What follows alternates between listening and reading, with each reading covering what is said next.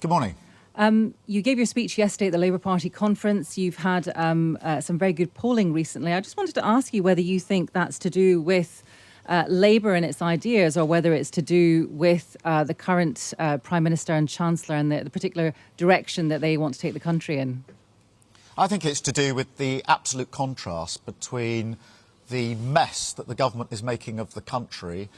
They've lost control of the economy, a self-inflicted wound last Friday, where they decided tax cuts for the rich and prices up for working people, compared with what you've seen here in Liverpool, which is a confident Labour Party that's done the hard work in the last 2 years to change our party, remake our party, where we've put carefully thought-through plans confidently on the table this week.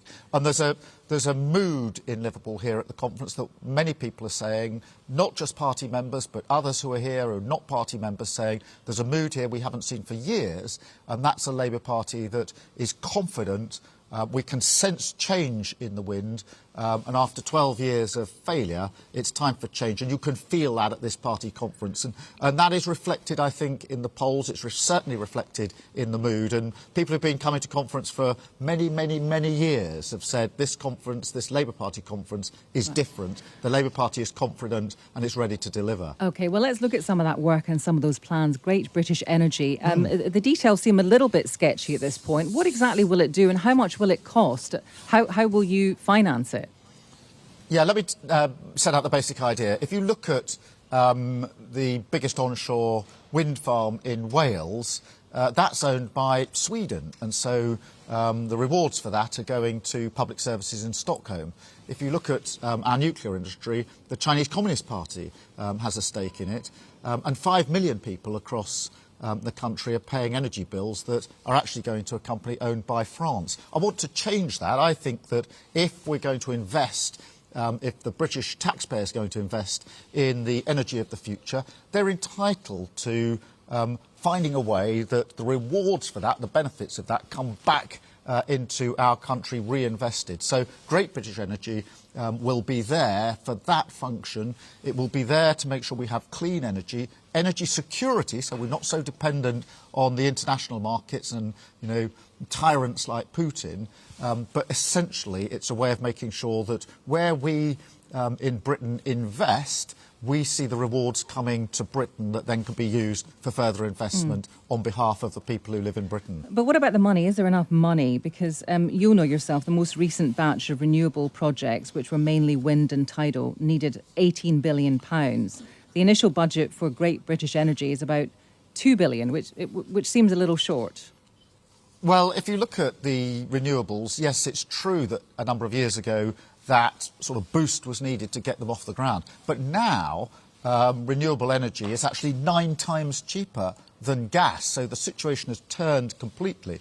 But what Great British Energy will do is invest and also encourage private investment. So this is not just public investment, it's there to trigger, to stimulate private investment. And it'll be an independent, board of the company to make those investment decisions. But crucially, when money is made, it then comes back in to our coffers so we can use it for reinvestment in Britain. And I think, people are a bit fed up with paying their bills and knowing that that's actually going to other places around the world and not actually back to Britain. Right. You've said that this is going to mean tough battles on planning and regulation.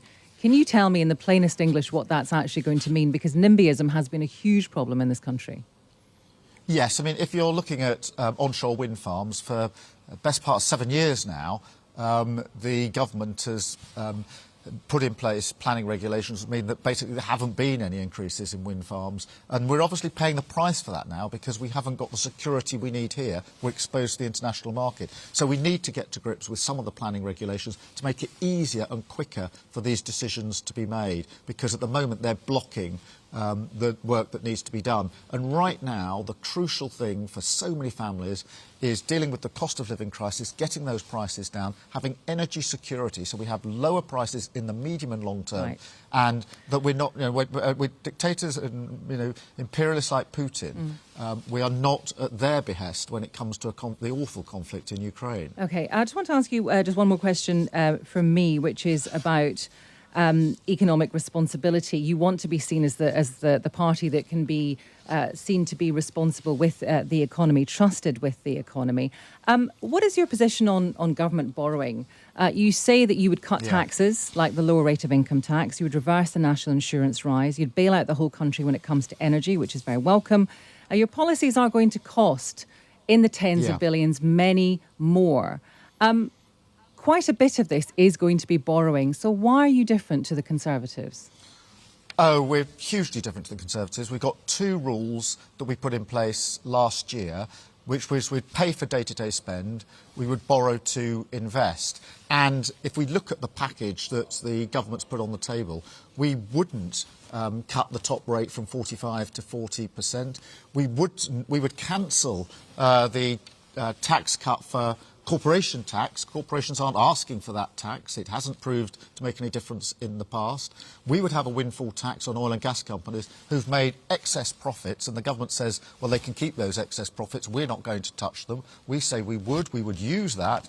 And, of course, we would change the non-dom status, which would improve the revenue coming in. So we are a long, long way from the government, and we've got clear fiscal rules. We are the party of fiscal responsibility. The government has lost control of the economy. That's what happened on Friday. And you've seen what the IMF have said today. And the government, this is a self-inflicted wound. I think that people, listening to this, whose mortgages are going up, whose prices are going up, are tearing their hair out because quite often, there are international issues that we can't necessarily control. Here, the government has self-inflicted wound, lost control of the economy, and families and working people across the country are paying the price. Totally the worst of all situations. Keir Starmer, I want to talk about where you are, the direction of the party, if we may. You quoted Blair yesterday. Are you comfortable in saying now that Labour is closer to the party of Tony Blair than it is to the party of Jeremy Corbyn? Can you be explicit on that? Well, I certainly hope so, because Tony Blair won 3 elections, and I want us to win the next election. So the leaders of the Labour Party that I mentioned in my speech and the years I mentioned in my speech are the ones that have won elections. And we're firmly on the centre ground. Common sense politics, practical answers to the challenges that the country faces. We are going through a period of huge uncertainty. Obviously, we lost a much respected, remarkable monarch, and that is a period of change. The cost of living crisis is bearing down on people, and there's the anxiety of people knowing that the government has lost control of the economy. And in those circumstances, we need to be calm, we need to be confident, and that is the feel at this conference, that we're calm, we're confident, and we're ready to deliver. But do you regret, because I think quite a lot of people who are listening to Times Radio who are thinking about voting Labour will say, well, hang on a second, though. This is a guy who was in Jeremy Corbyn's shadow cabinet. We've got someone texting in now to say this, actually. You campaigned to putting him number 10. You wanted to win an election for Jeremy Corbyn that would have put him in number 10. And that is not the direction of your party now. That's not the direction when it comes to defence. That's not the direction when it comes to the economy. So can you at least say, hold your hands up and say, well, I got that bit wrong? No, I don't regret serving in the last shadow cabinet. I've been absolutely clear since I took over as the Labour Party. The first words I uttered were about how we needed to change the Labour Party. We've done that hard work. This year, what's happened at conference is a reflection of the fact that we picked the party up off the canvas, changed the party, made it absolutely clear, for example, that we wouldn't tolerate anti-Semitism in any of its forms. We're unshakably pro-NATO, we're a pro-business party, and we're on the centre ground. And you can feel it. You can feel the change across this conference. I understand, but just before you go, Keir Starmer, Rupa Huck said at a fringe event that Kwasi Kwarteng was superficially black. She's now lost the whip.